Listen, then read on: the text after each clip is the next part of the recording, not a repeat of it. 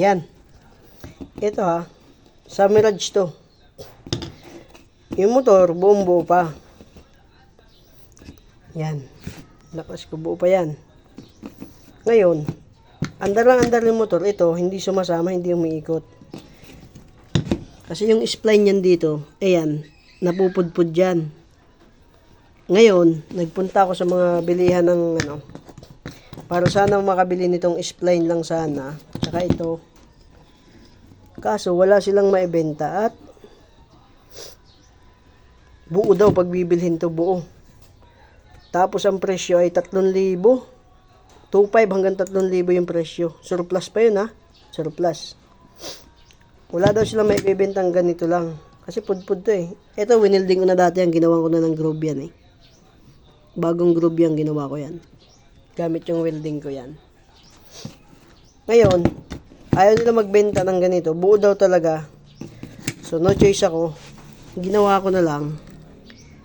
Phoenix ko na lang ito. Yan. Kita nyo. Winilding ko na lang yan. Para hindi na siya lulusot pag umikot. Yan. Iikot na siya diretso. Kaysa bumili ako ng bago, 3,000. Sayang di, ibuo pa yung motor. Maintindihan mo kung sira yung motor eh. Kaya ito lang ginawa ko. Yan. Inispatan ko na lang yan dyan. Ayan. Okay na yung bintana. Tinesting ko na to kanina. Ngayon, ipipix ko na doon.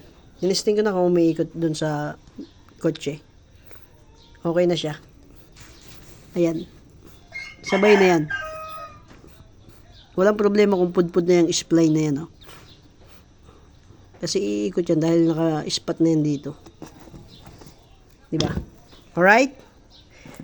Alright. Oh, ayan. Ito yung sinasabi ko sa inyo. Diba? Oh. Mabataas na yan, no? Walang problema.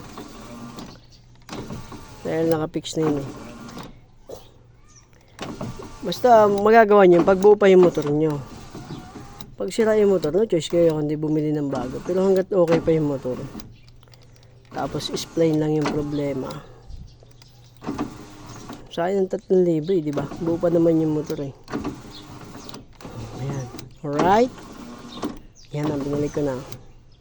Alright.